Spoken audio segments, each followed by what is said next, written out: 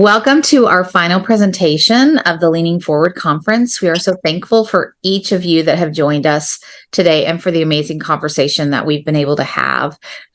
For our last presentation today, I'm so glad that everybody has stuck around because this is going to be amazing. We have Sherri Bothwell here for our final speaker. So welcome so much to the conference, Sherri.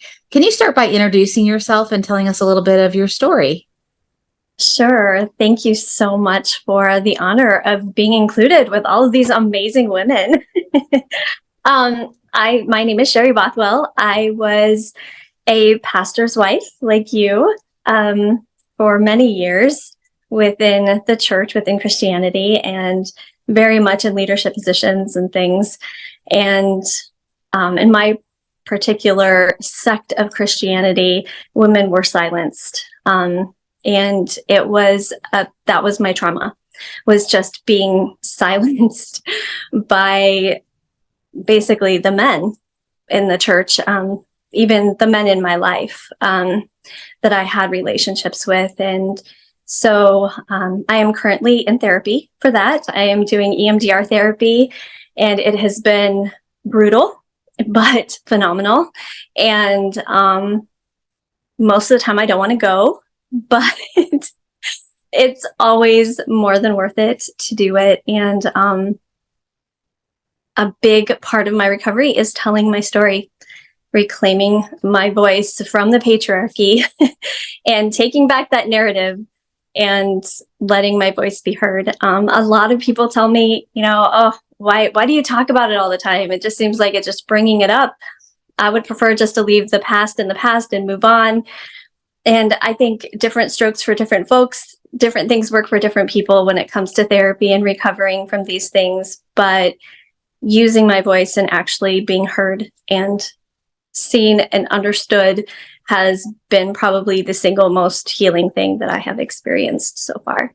So I think one thing to really point out to the people here today is that the therapy that you're doing is actual trauma therapy. And I think that's different from typical talk therapy, which does re-traumatize you a lot of times. Can you speak just a little bit? I mean, and before we go into what you want to talk about, can you speak just a little bit to EMDR for people that might not know?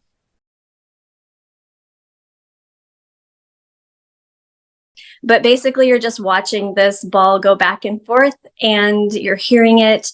And what it does is it lights up both sides of the brain, and it keeps them online so that you can pull things from the subconscious mind into the conscious mind, and you can deal with them. And basically, it's about replacing like a negative thought or a toxic belief with a positive thought and a positive, accurate, realistic belief. So yeah, it's very simple. You wouldn't think that it would work. It's just so weird. Even my EMDR therapist, they say it all the time. It is so weird. It's so unpredictable. There is no dumb question when it comes to it, just because everybody is so different. And you wouldn't think that something as simple as watching a ball go back and forth on the screen for 15 seconds, or I think 6 or 7 passes would do what it does.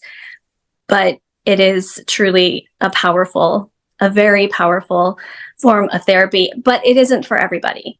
Like my husband could not do EMDR. It's just, it is re-traumatizing for him. It's just a little bit too much. So I think the reason that I'm able to do EMDR and have success with it, because I have CPTSD from being within this for 33 years of my life. For all of my life, I was in this trauma mode. And that causes complex post-traumatic stress disorder. So I have had to do a lot of therapy on my own up to this point with therapists before they were willing to recommend EMDR to me. I had to get to a certain point of healing. Not everybody does, but I did. And so I'm super excited to be here because I feel like I'm on my home stretch of recovery and healing.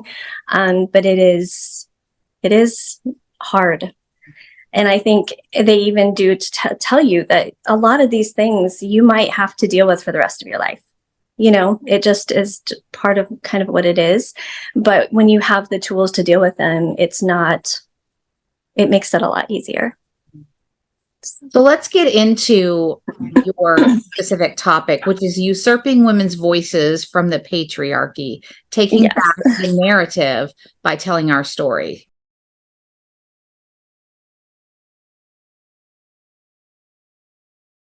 I know it's a long title, but I really wanted to get the word usurping in there because that is so used against women, not to usurp the authority of men, by speaking in the church. And to usurp means basically to take back by force. And that is something that I have had to do in my deconstruction, in my recovery from a religious trauma. I have had to stand up to men in my life and say, you know what?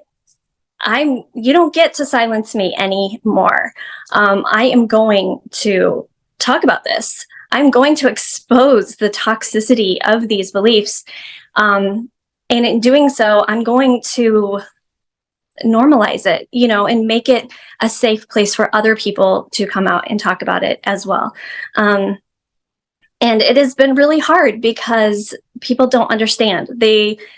I'm constantly tone policed. I'm constantly accused of, having wrong motives. And it's always mostly by men, not always by men. There are some women who really feel like they have to uphold the patriarchy too, but it's mostly by far by men. And, even my husband was just like, I just don't, because he's still a believer. I'm not. So that has been a big part of our therapy too, marital counseling, and how to deal with these. It's been rough, but we are in such an incredible place because we are together, because we genuinely love each other and we respect each other. And we actually love each other for who we are, not for our beliefs or our agreement on things. And our core values are still very much the same. Not everybody is able to do that. And I'm so grateful that we were able to stay together through this. But that's also another subject that I'm very passionate about talking about. And I would love to talk to anybody and everybody who is on that journey, and share what has worked for us and what hasn't.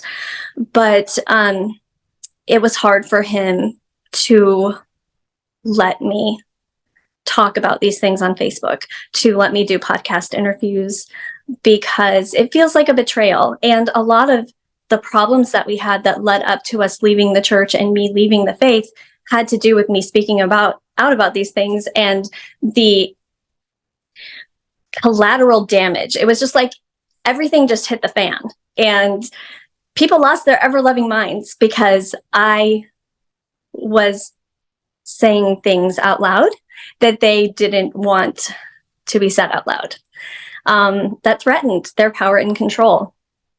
And I did it by telling my story. And storytelling is so powerful. It's why movies are so popular, because you get sucked into that storyline and you can feel what these characters, what these people are actually feeling. You can empathize with what they're going through. There aren't really words to express the effectiveness of telling your story and just being transparent and authentic and courageous enough to know that people are going to misunderstand you, even willfully, and they're going to falsely accuse you of having wrong motives or whatever. They're going to call you every name in the book: apostate, Jezebel, reprobates, just a heretic. Like I feel like I've been called every name in the book, and it's okay because I'm telling my story. And the reason that there is that backlash is because these people know that their power and control is being threatened by women sharing their story and taking back the narrative that has been perpetuated by patriarchy for millennia. They're finally getting a taste of their own medicine, which is something that kind of my husband realized And that's kind of why we were able to stay together, is because in me telling him that him sharing his faith was re-traumatizing to me, him talking to me about his beliefs and trying to help me with his beliefs was re-traumatizing to me. He had to learn to stop talking about it. And that, as a preacher, that was really hard for him to do. And I had the utmost compassion for him for that, because I know what that's like. And I told him, as hard as this is for you and as unfair as this seems for you, you have been experiencing this for a very short amount of time compared to my lifetime of experiencing this on steroids, so much worse by everybody around me. It's not healthy. It's not good. It's not right. And the thing is it's probably not forever. Once I recover a little bit, maybe we can talk about these things. Maybe not, but he had to come to the point where he could respect that. And I too cannot talk to him about my beliefs. In that way, I still have to be silent.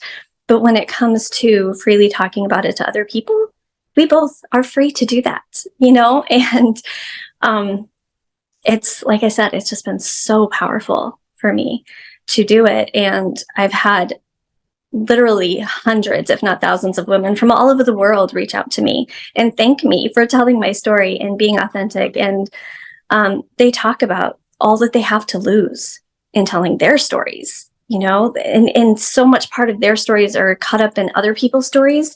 And they feel like that's not their story to tell. But how do they tell their story, without vilifying other people? And, I've gotten to the point where I've learned that if people wanted you to talk or write warmly about them, they would have treated you better, and people don't talk or write warmly about me, and I haven't mistreated them at all, so, it happens. And it's okay to tell your story, and you can still do it in a way that's respectful of other people, and careful of their feelings, and still be truthful, even though it seems like that might be uncomfortable for them.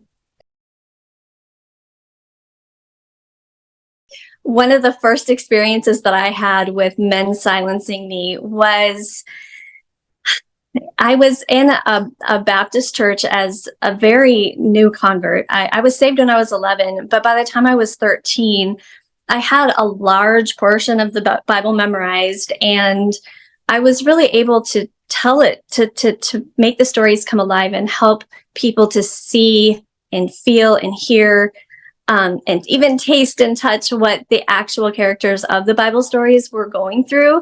I just had this ability to tell these stories. And so they put me in charge of being a Sunday school helper at first, but then I was teaching Sunday school by myself as a 13-year-old for young kids. And I also did VBS for 4 and 5-year-olds by myself. I was like the primary teacher. So I had this privilege of teaching these young kids, but I was told what I could tell them and what I couldn't. It was very much regulated by the men. And then as I grew up and got older, I was limited even more to small children and other teen girls or women or whatever. And it was still very, very carefully regulated, what I was able to share and what I wasn't, even though I never had to submit an outline or anything like that. If there was anything that anybody disapproved of in what I said, it was immediately taken to the pastor or whoever was in charge, and it was corrected. And 9 times out of 10, their correction was wrong, unbiblical. It wasn't, it was just it just didn't fit their narrative. It was just a little bit too truthful, or I don't know. I can't even think of a specific, for instance, right off the top of my head, but that happened on a number of occasions. And then as, like when I was a pastor's wife, I wasn't allowed to teach boys over the age of 13, but girls of any age, I was allowed to teach, and younger kids. But even then, the parents were always on me, especially the dads were like, I just don't like you teaching them about this or whatever. And it was usually like things like life and death are in the power of the tongue, and choose life and don't choose death. And this is how you do that, by renewing your mind and changing the way that you think. But these people were so caught up in these toxic mindsets that them coming home and saying, oh, did you know that your thoughts are, what's the word for it? I can't think of it. It's neuroplasticity, but they're malleable. You can actually change the pathways in your brain, and from toxicity and unhealthy to positive and very healthy. And you do that by renewing your mind. And of course, as a Christian, I used reading the Bible and basically indoctrinating yourself on a consistent basis to do this.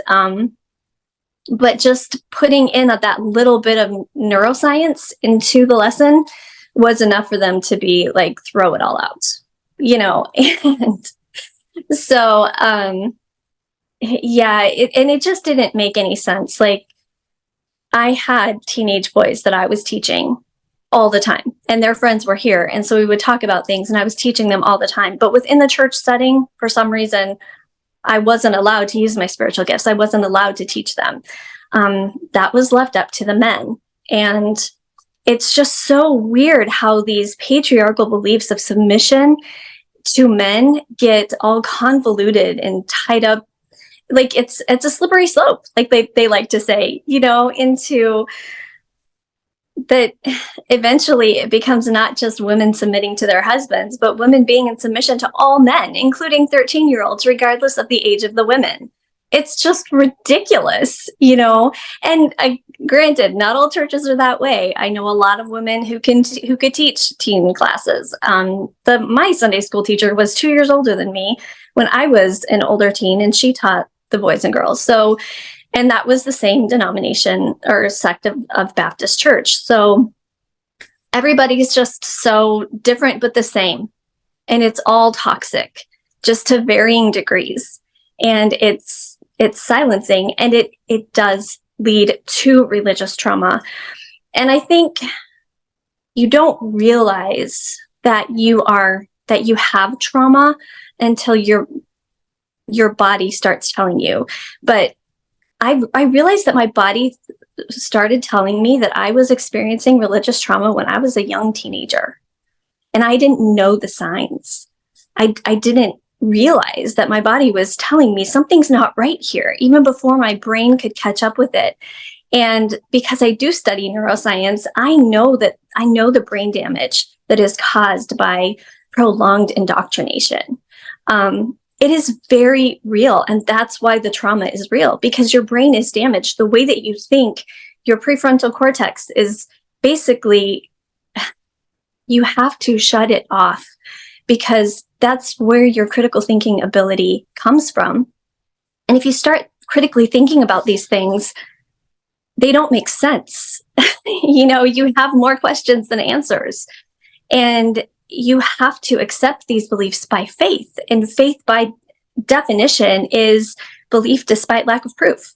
In order to accept things by faith, you cannot use your critical thinking, logical, rational abilities. And as a result of this, my amygdala, and a lot of people's amygdala, was on fire, because I believed in a literal hell. I believed that it was my responsibility to go out and tell every single person that I met about Jesus and his sacrifice and his love, so that they didn't have to experience that. And so I was constantly in this fight, flight, life or death situation in my brain. Even in my sleep, even in my dreams, I was telling people about Christ, because I didn't want them to go to hell. And I would have vivid dreams about the second coming and the trauma of my kids being left behind, and yeah, I don't know. There's just so many things that pointed to the trauma that I was experiencing that I ended up spiritually and emotionally bypassing.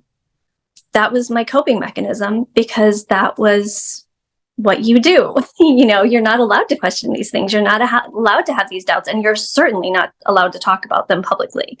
Maybe take them to the pastor and let him dictate to you what you need to change and why you're a sinner for experiencing these things. But you do not talk to anybody else about these things. And you certainly don't share your own independent, rational, logical thoughts with others. And so I started to get very, very ill as a result of this. I was constantly in this battle of, I was so worried about everything. It's a miracle I didn't have ulcers. I probably didn't. I just didn't know about it. But like, I just had all these physical illnesses that I had no answers. I would go to the doctor and they'd say, there's nothing wrong with you. It's all in your head, which was very much accurate, but your body manifests these things. And I knew that they were real. I couldn't go on living like this, but somehow I did. And then I had very traumatic pregnancies, 5 of them, actually 6 of them, but I lost a baby. And that was further debilitating. My religious trauma affected my pregnancies, which all of it was just like the snowball effect of a religious trauma that manifested in my body, that I ended up in 2014 with 4 specific autoimmune diseases, one of which was Lyme's disease. And they were debilitating. I was in bed for months at a time, unable to go to the bathroom by myself. And all the time I was laying there, all I could think about was that I couldn't tell people about Jesus and warn them about hell. And so I realized that this was literally killing me. All of this, there were so many aspects to it, that being in bed and not being able to do all the things that I felt like I needed to do as a Christian, just read my Bible and pray and, all of these things. I had a lot of time to think. And I got to the point where I said, I'm done with this. I either want to die or I'm going to change everything, because this is killing me. This is like, I'm literally dying from this. And this is not how I want to live. And so I would lay there and I would think about how I wanted my life to look, what I wanted my story to be. And I would always tell people, Jesus is the author of your story. Don't stop taking the pen from him and just let him write it. And I realized that if that was true, he really sucked at creating stories for people, because my story sucked. And I'm like, you know what? If I could take the pen from him, what would my story look like? What would it be? And so I began rewriting it. And as I did that, I realized that everything in my life I had always done for other people. It had never been for me or about me in any way. The acronym JOY, Jesus, others, and then yourself. You're always put on the back burner as a woman. Everybody else, especially Jesus, comes before you. And self-care and self-love were vilified. So I just decided that I wasn't going to do that anymore. I was going to love myself. And I asked myself if I could do anything and money wasn't an object and other people's opinions didn't matter, what would it be? And I thought, I want people to be set free from these limiting beliefs of whatever they are. I want them to be able to create their own story, to live their dreams, to dream big, and to see them come to fruition. And so I began to share with people what I wanted my life to look like. And as a result of that, I had people reach out to me and say, hey, I have this at-home business opportunity that I think that you would be really great at. It could be a platform for you to share these things while you're also sharing a product that is really going to help people. And at the time, I was all about that. Now I'm not. But I was very successful at these home-based businesses, and it did exponentially expand my reach and my ability to help people and share Jesus with people. And as a very wonderful bonus, I was beginning to make money, and I had my own business, and I was actually doing something that I enjoyed for myself, So I got to the point where within 4 months, I was making more than my husband was as a pastor. And they took very good care of us at this church, I do have to say. But I was also sharing my story and talking about my trauma and talking about how this idea of submission to men was killing me. Like, that there is nothing loving about expecting another person to willfully and voluntarily place their will under yours, as if their will is inherently sinful and wrong and bad and has to be placed under somebody else's authority and leadership. And I realized I would never ask my kids to do that. I would never ask or expect anybody to do that, least of all my husband, and it wasn't okay for him to do that to me either. And so this whole idea of submission, because people were saying, you can't be submissive to your husband and be successful at the same time. And I actually did a Facebook Live video talking about, can you hold submission and success together? Because I fully believed at that time in both. And I was teaching women that they could be submissive to their husbands and still be successful. And the men of the church, of my husband's church, lost their ever-loving minds over just that one thing, and said that I was teaching women not to be submissive to their husbands because I was telling them that if they wanted to write women's devotionals or teach a Sunday school class or open a bakery, things that there's nothing wrong with them wanting to do, that if they felt that this was what God had given them the ability to do and had called them to do, that they should do it, that they are to obey God rather than men, that they have spiritual gifts, they have freedom in Christ, they have just as much of the Holy Spirit as men do. All of these things, I was still all in. And I was teaching it the way that it is, where women have equality, where women have a voice. And I was also calling abuse. And yeah, that was basically calling these men out for being abusers, which they did not like. They accused me of normalizing and minimizing actual abuse by calling them abusers when they're not, and I'm just like, you are the ones perpetuating this. You don't get to tell other people how they're supposed to feel or respond, or, whether or not they get to talk about it. That's gaslighting, like there's so many layers to this abuse. And the more you tell your story, the more that escalates. And the gaslighting and, there's so many, the tone policing, the false accusations to get you back under control, to get you to be afraid again, to silence you, to get you to feel that shame and that fear and that guilt that props up this belief system. And so, yeah, as a result of all of that, I was like, I'm just not doing this anymore. And so they called me a Jezebel feminist, a new age Jezebel feminist. And I'm like, feminist? What? Like, I'm not a feminist. And I didn't even really know at that time what feminism was. But man, let me tell you what, I just shared a meme this morning that said that nothing pushes women towards feminism harder and more effectively than dealing with patriarchal men.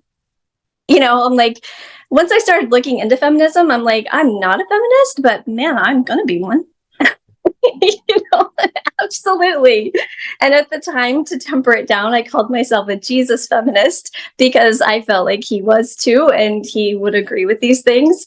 But yeah, eventually I'm just like, yeah, you're complimenting me. All of your insults, all of your fear mongering is just confirmation and validation of everything that I know. And thank you for that. I appreciate it. Because if it weren't for these men doing what they did and treating me the way that they did, I wouldn't be free today. Although I don't believe in giving other people, evil people, the glory for the hard work of becoming the person that you choose to become.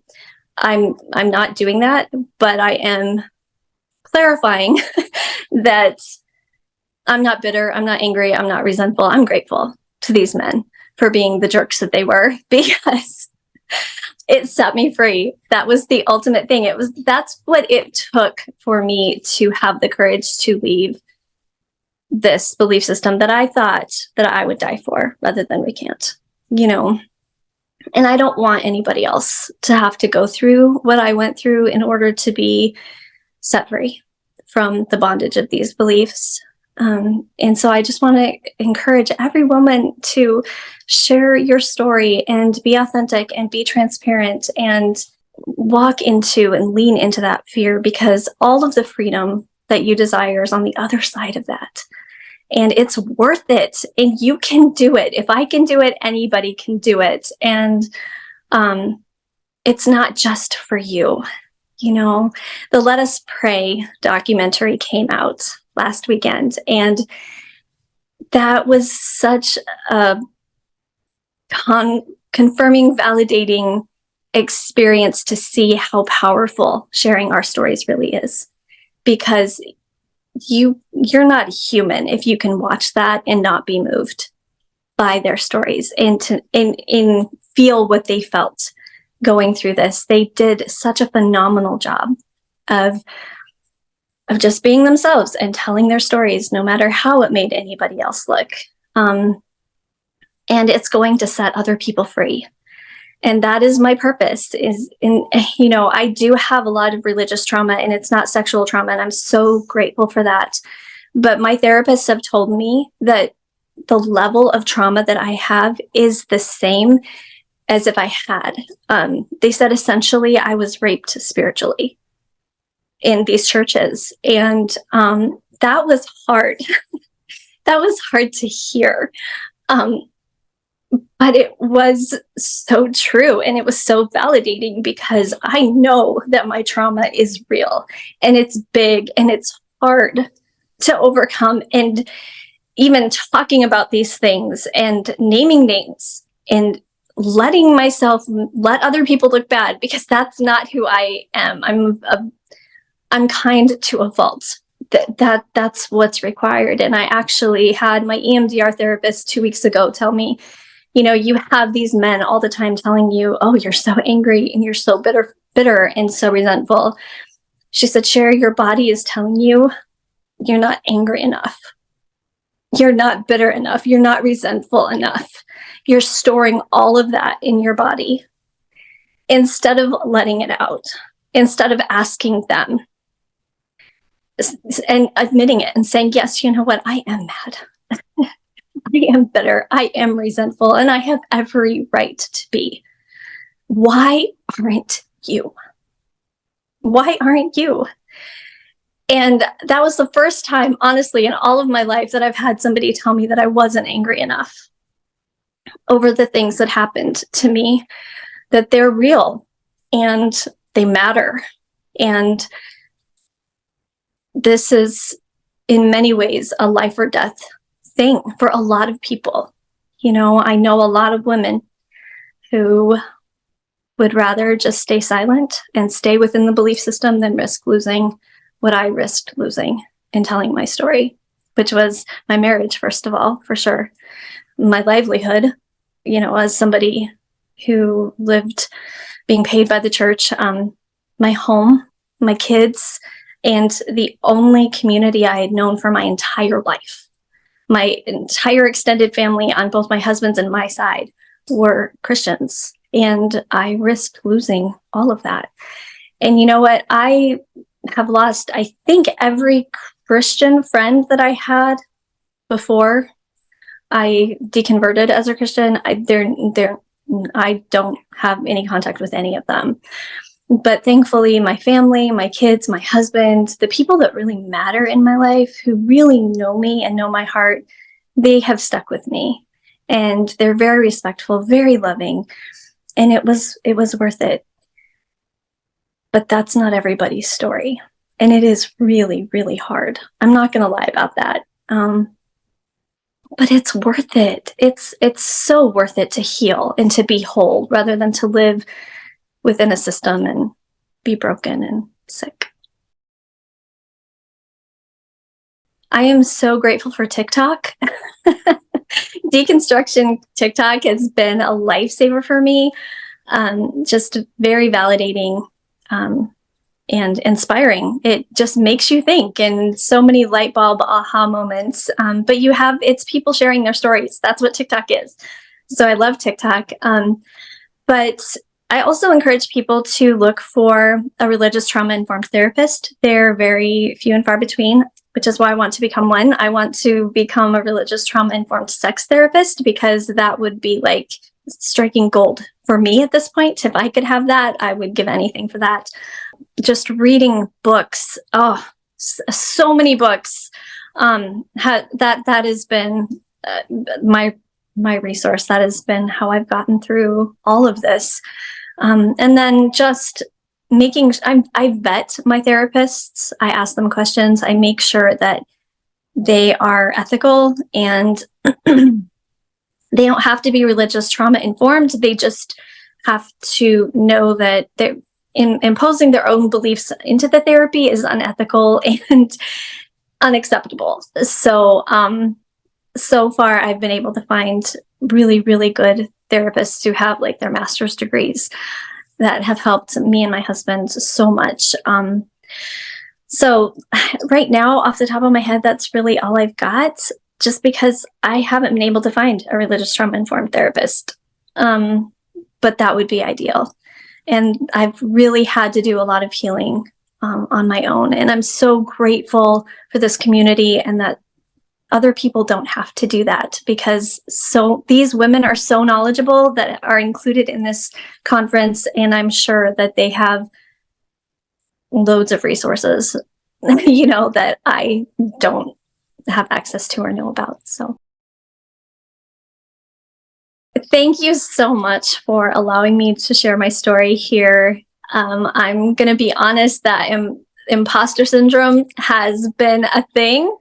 And I have been so honored, like I said before, to be included with all of these amazing women with all of these qualifications, because honestly, by comparison, I have none. Just a lot of experience and a lot of time and years advocating for other abuse victims. I just am so appreciative of this community, and for you to organizing all of this and taking the time to put it all together. I know it's going to be an invaluable resource for a lot of people for hopefully years to come.